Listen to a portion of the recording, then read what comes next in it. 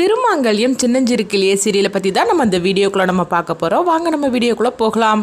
கர்ணா பார்த்தோம்னா மகா அழைச்சிட்டு கஜேந்திரன்கிட்ட வந்து ஒப்படைக்கிறதுக்காக போகும்போது அப்போ வந்து மகா கிட்ட வந்து கேட்டுட்டு இருக்கிறாங்க. மகா, உனக்கு பயமா இல்லையா? நான் உன்னை வந்து அவங்ககிட்ட கொண்டு ஒப்படைக்க போகிறேன்னு அப்படிங்கும்போது அப்போ மகா சொல்கிறாங்க, கண்டிப்பாக நீங்கள் என்னை ஒப்படைக்க மாட்டீங்கன்னு எனக்கு தெரியும்னா அப்படிங்கிறாங்க. என்ன மகா சொல்லிட்டு இருக்கிறீங்க அப்படிங்கும்போது, ஆமாண்ணா என்னென்னலாம் என்கிட்ட கேட்காதீங்க, ஆனால் கண்டிப்பாக வந்து என்ன நீங்கள் அவங்ககிட்ட வந்து காப்பாற்றுவீங்கன்னு எனக்கு நல்லாவே நம்பிக்கை இருக்குது அப்படின்னு சொல்லிட்டு இருக்கும்போது இங்கே பார்த்தோம்னா இந்துமதி தான் காட்டுறாங்க. இந்துமதி வந்து அந்த பரிகார பூஜையை பண்ணிட்டு இருக்கும்போது அப்போ விளக்கு அணையிற மாதிரிக்கு இருக்குது. ஐயோ இது என்னது விளக்கு அணையிற மாதிரிக்கு இருக்குது அப்படின்னு சொல்லிட்டு அவங்க வந்து பயந்துக்கிட்டே இருக்கிறாங்க. இந்த பூஜையை நல்ல மாதிரிக்கு நம்ம செய்யணும் அப்படின்ட்டு அடுத்து பார்த்தோம்னா வந்து அவங்க மகாவோட கையை கயிறு வச்சு கட்டி வச்சிருக்கவும் அப்போ கூட ஒருத்தர் இருக்கிறாங்க. அப்போ வந்து கர்ணா வந்து சொல்கிறாங்க, அங்கே பாரு மகாவோட கையில் உள்ள கயிறை கழட்டி விடு அப்படிங்கும்போது அதெல்லாம் கழட்ட முடியாது அப்படின்னு சொல்லிட்டு இருக்கும்போது அப்போ காரை வந்து ஒரு இடத்துல நிப்பாட்டி வச்சிருக்கிறாங்க. அந்த நேரம் பார்க்க ஒரு அதிகாரி வந்து அவங்க பைக்கில் வந்துட்டு இருக்கவும், இங்கே பாரு அந்த அதிகாரி பைக்கில் வந்துட்டு இருக்கிறாரு, இப்போ நம்மளை பார்த்தாருன்னா சந்தேகப்படுவார், அதனால வந்து அந்த கயிறை கழட்டி விடு அப்படின்னு சொல்லும் போது அப்போ கூட உள்ளவர் கழட்ட மாட்டேன்னு சொல்லிட்டு இருக்கவும் அப்போ அதே மாதிரிக்கு அதிகாரி வந்து பக்கத்தில் வராங்க. என்னங்க நின்றுட்டு இருக்கிறீங்க அப்படின்னு சொல்லி கேட்டுட்டு இருக்கவும் அப்போ மகா பார்த்தோம்னா அவங்க தாவணி வச்சு அவங்க கையை வந்து மறைச்சிக்கிட்டுதாங்க. அப்போ உடனே வந்து இந்த பொண்ணு யாரு, எதுக்காக இங்கே நின்றுட்டு இருக்கிறீங்க, எங்கே போறீங்க அப்படின்னு சொல்லி விசாரிச்சுட்டு இருக்கவும் அப்போ வந்து பார்த்தோம்னா கர்ணாவுக்கு என்ன பண்ணதுன்னே தெரியல, என்ன சொல்லி சமாளிக்கிறதுக்கு அப்படின்னு. உடனே பார்த்தோம்னா அவங்க மகா வந்து சொல்றாங்க, நாங்கள் எல்லாரும் கோயிலுக்கு போயிட்டு வரோம், இவர் என்னுடைய அண்ணன் அப்படின்னு சொல்லவும், என்னம்மா இப்படிலாம் சொல்லி உன்னை மிரட்டுறாங்களா அப்படின்னு சொல்லி கேட்டுட்டு இருக்கவும், அப்படிலாம் ஒன்றும் கிடையாது, உண்மையிலே அவர் என்னுடைய அண்ணன் தான், அண்ணா அந்த கோயிலோட குங்குமத்தை எடுத்து கொடுங்க அப்படின்னு சொல்லவும் உடனே கர்ணாவும் குங்குமத்தை எடுத்து கொடுக்குறாங்க. இதை பார்த்ததுமே உடனே அதிகாரியும் நம்பிடுறாங்க. சரி சரி சீக்கிரமா ஜாக்கிரதையா போங்க அப்படின்னு சொல்லிட்டு போகவும் உடனே வந்து கர்ணா வந்து சொல்றாங்க, மகா நான் ஒன்று அவங்ககிட்ட வந்து ஒப்படைக்கிறதுக்காக போறேன், ஆனால் இந்த நிலைமையில கூட என்னை காப்பாற்றிருக்கிறேன் அப்படிங்கும்போது, அண்ணா நீங்க கவலைப்படாதீங்கன்னா கண்டிப்பா எனக்கு எந்த ஆபத்தும் வராது அப்படின்னு சொல்லிட்டு இருக்கும்போது அடுத்து பார்த்தோம்னா கர்ணாவுக்கு அவங்க கஜேந்திரன் வந்து ஃபோன் பண்றாங்க. ஆமா இப்போ நீ மகாவை அழைச்சிட்டு வந்துட்டு இருக்கிறியா, எங்க இருக்கிற அப்படின்னு சொல்லி கேட்டுட்டு இருக்கவும், ஆமா நான் அழைச்சிட்டு அங்கதான் வந்துட்டு இருக்கிற அப்படிங்கிறாங்க. எங்க மகாவை காட்டு அப்படின்னு சொல்லவும் உடனே வந்து மகாவை வீடியோ காலில் அவங்க காட்டுறாங்க. இதை பார்த்ததுமே கஜேந்திரன் வந்து நல்லா சந்தோஷப்பட ஆரம்பிச்சிருந்தாங்க. ஆமா எந்த இடத்துக்கிட்ட நீ வந்துட்டு இருக்கிற அப்படின்னு சொல்லி கேட்கும்போது அப்போ அந்த இடத்தையும் சொல்றாங்க. சரி சரி சீக்கிரமா வா, அதுக்காக தான் நான் காத்துட்டு இருக்கிறேன் அப்படின்னு சொல்லிட்டு இருக்கும்போது அப்போ உடனே வந்து கஜேந்திரன் வந்து பாண்டி கிட்ட சொல்றாங்க, என் மகா கிடைச்சிட்டா அவ்வளோதான், காலையில் விடிஞ்சாக்கி அவளுக்கு எனக்கு கல்யாணம், இதுக்காக தானே நான் காத்துட்டு இருந்தேன் அப்படின்னு சொல்லிட்டு இருக்கும்போது கர்ணாவுக்கு கொஞ்சம் கூட இஷ்டமே இல்லாம அவங்க திரும்பவும் வந்து அவங்க காரை எடுத்து ஓட்டிட்டு இருக்கும்போது அப்போ கர்ணா வந்து இதை மகாவை நினைச்சுக்கிட்டே வந்துட்டு இருக்கவும் ஒரு இடத்துல பார்த்தோம்னா லாரி வரவும் அந்த லாரியை மோத விடாம, அதாவது அதுல எதிர்க்க வரும்போது மோத விடாம எடுக்கிறதுக்காக அவங்க வேற இடத்துல போய் மோதிருந்தாங்க. இதனால வந்து பார்த்தோம்னா அப்படியே ஒரு மரத்து மேலே இடிச்சு எல்லாருமே தூங்கின நிலைமைக்கு ஆயிருந்தாங்க. அப்போ மகா வந்து கண்முழிச்சிருந்தாங்க. கண்முழிச்சதுமே அவங்க கர்ணாவை பார்க்குறாங்க. கர்ணா வந்து அப்படியே ரொம்ப இக்கட்டான நிலைமையில பேச்சு மூச்சு இல்லாமல் இருக்கவும் இதை பார்த்ததுமே மகா வந்து ஐயோ அண்ணா அண்ணான்னு சொல்லி கத்திட்டு இருக்கவும் அப்போ பக்கத்துல இருந்து எல்லாருமே வந்துருந்தாங்க. வந்து அவங்க கர்ணாவை செக் பண்ணி பார்த்துட்டு இல்லை கர்ணாவோட கதை முடிஞ்சு போச்சு அப்படிங்கிறாங்க. இது கெட்டதுமே மகா துடிச்சு போயிருந்தாங்க. ஐயோ எங்கள் அண்ணனுக்கு அப்படிலாம் ஒன்றும் ஆகாது அப்படின்னு சொல்லிட்டு அவங்க ஃபர்ஸ்ட் ட்ரீட்மெண்ட் வந்து அவங்க மகா கொடுக்கவும் கொஞ்சம் இடத்துல பார்த்தோம்னா அவங்க கர்ணா வந்து அப்படியே கண் முழிச்சிருந்தாங்க. அப்போ உடனே கூட உள்ளவங்களாம் சொல்லிட்டு இருக்கிறாங்க, அங்கே பாரு தம்பி இவ உன்னுடைய தங்கச்சியா, உண்மையிலேயே இந்த மாதிரிக்கு ஒரு தங்கச்சி கிடைக்கிறதுக்கு நீ கொடுத்து வச்சிருக்கணும், ஏன்னா உனக்கு இந்த மாதிரிக்கு உன் கதை முடிஞ்சு போச்சுன்னு தான் நினைச்சோம், ஆனால் உன் தங்கச்சி தான் உன்னை வந்து காப்பாற்றணும் அப்படின்னு சொல்லவும் இது கிட்டதுமே கர்ணா அப்படியே மகாவை பார்த்து கண்கலங்கிட்டு இருக்கிறாங்க.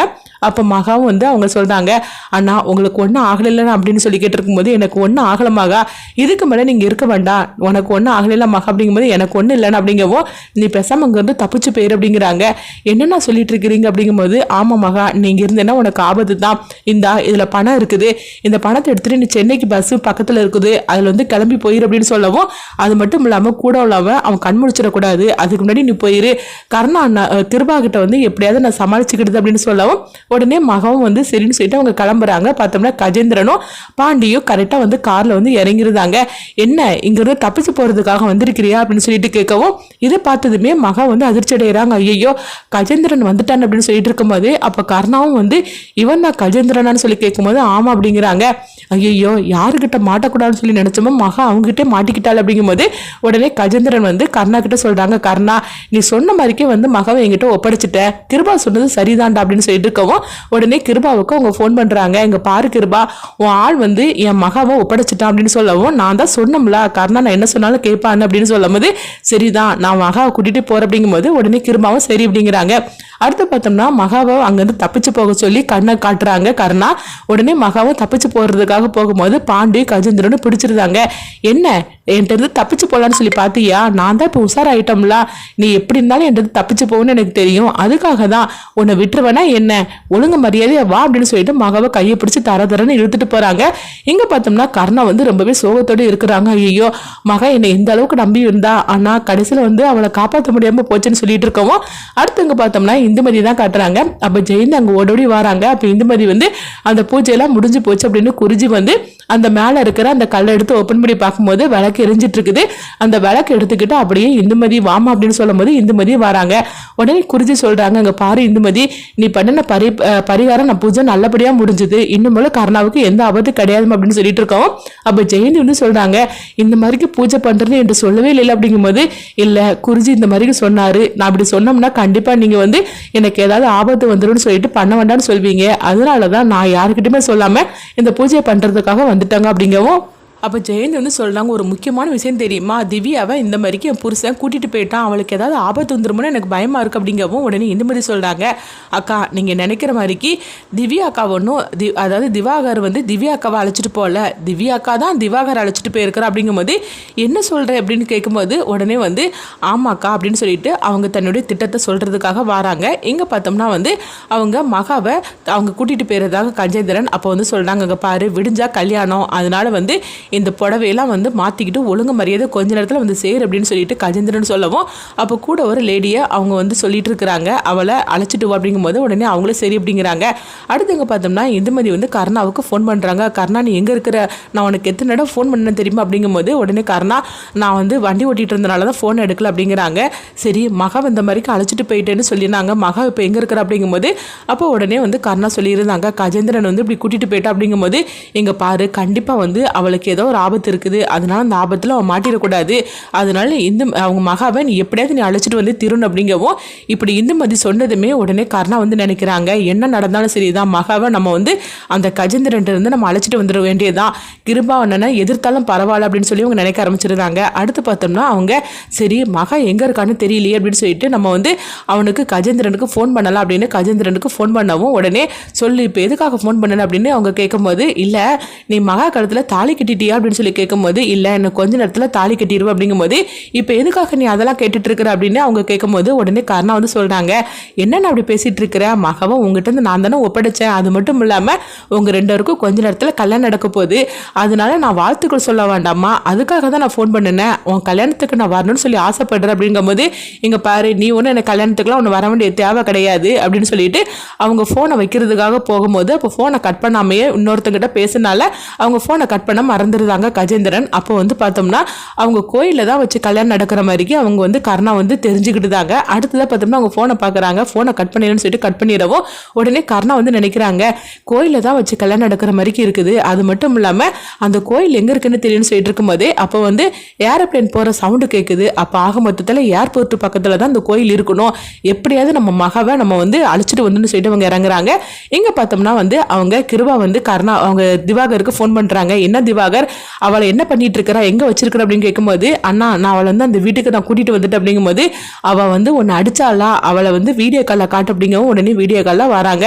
என்ன என் தம்பியவா கை நீட்டின்னு அடிச்ச, அது மட்டும் இல்லாமல் எனக்கு கிடைக்கக்கூடிய பரிவட்டத்தையும் நீ வந்து கிடைக்காம பண்ணி என் கண் முன்னாடியே உனக்கு பரிவட்டம் கட்டுற மாதிரி பண்ணுன, இப்படி என்னையும் என் தம்பியை நீ அசிங்கப்படுத்தினா உன்னை நான் என்ன பண்ணுறேன் பாரு அப்படிங்கவும் அடுத்ததான் திவாகர் வந்து சொல்கிறாங்க, கொஞ்ச நேரத்தில் எங்கள் அண்ணன் வந்துருவாரு, அதுக்கப்புறம் தான் உனக்கு இருக்கு கச்சேரி அப்படின்னு சொல்லிட்டு அவங்க போகவும் அப்போ உடனே திவ்யா வந்து நினைக்கிறாங்க, கச்சேரி எனக்கு இல்லடா உனக்கு தான் கொஞ்ச நேரத்துல கச்சேரி இருக்கு பாரு அப்படின்னு சொல்லிட்டு அவங்க சிரிக்க ஆரம்பிச்சிருந்தாங்க.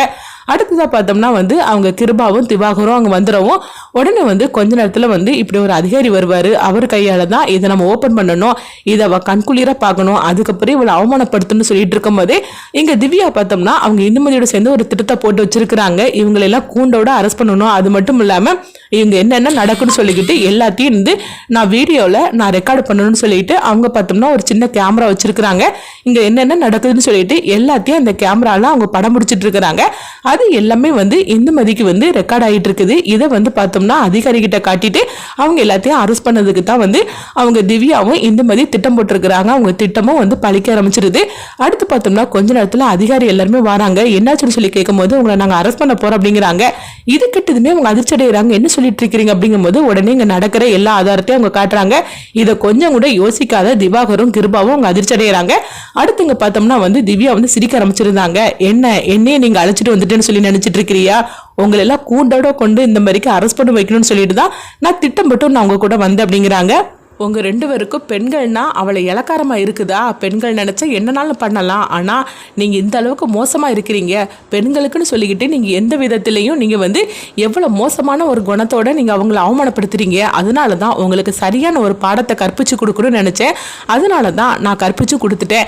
இது போருமா அப்படின்னு சொல்லிட்டு இருக்கவும் இதை கேட்டுட்டு இருக்கிற அவங்க கிருபாவும் திவாகரும் அப்படியே வந்து அதிர்ச்சி அடைகிறாங்க. இவன் இந்த அளவுக்கு போவான்னு சொல்லி நம்ம கொஞ்சம் கூட எதிர்பார்க்கவே இல்லை அப்படின்னு சொல்லிட்டு அடுத்ததாக பார்த்தோம்னா வந்து இந்த மாதிரி கர்ணாவுக்கு ஃபோன் பண்றாங்க. என்னாச்சுன்னு சொல்லி கேட்கும்போது அப்ப கர்ணா வந்து சொல்றாங்க, இந்த மாதிரிக்கு ஒரு கெட்ட கடமை நான் கண்டேன். மகா கழுத்துல அந்த கஜேந்திரன் தாலி கட்ட போற மாதிரிக்கும் இதனால மகா வந்து ஒரு தப்பான முடிவெடுத்த மாதிரிக்கு நான் ஒரு கனவு கண்டேன். அந்த மாதிரிக்கு மட்டும் நடந்துடக்கூடாது அப்படின்னு சொல்லும் போது கண்டிப்பா மகா அந்த மாதிரிலாம் ஒரு தப்பான முடிவெடுக்கக்கூடிய ஆளே கிடையாது. அவ வெகுளி பொண்ணு தான், ஆனா தைரியமான பொண்ணாக்கு அப்படிங்கும் போது இப்ப என்ன பண்றதுக்கு அவ எங்க இருக்கான்னு தெரியல அப்படிங்கும் போது அடுத்ததா பார்த்தோம்னா கர்ணாவும் இந்துமதியும் சேர்ந்துக்கிட்டு மகாவை எப்படியாவது காப்பாத்துன்னு சொல்லிட்டு ஒரு திட்டத்தை போடுறாங்க.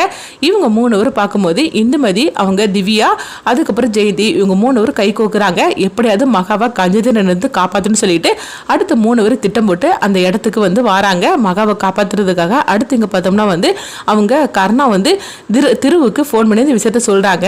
அப்ப திருவும் இதை கெட்டதுமே அதிர்ச்சி அடைகிறாங்க. என்ன சொல்லிட்டு இருக்கிற அப்படிங்கும் கேட்கும்போது ஆமா இந்த மாதிரிக்கு கஜேந்திரன் வந்து மகா காலத்துல தாலி கட்ட போறான் அப்படின்னு சொல்லவும் எப்படியாவது நீ அங்க வந்துரு அப்படிங்கும் போது நான் உடனே நாங்க கிளம்பி வரோம் அப்படின்னு சொல்லிட்டு திருவும் கிளம்பி வராங்க. இப்படி எல்லாருமே வந்து மகாவை கஜேந்திரன் இருந்து காப்பாத்துறதுக்காக ஓடடி வராங்க. அடுத்து என்ன நடக்க போகுதுங்கிறத வெயிட் பண்ணி பார்க்கலாம்.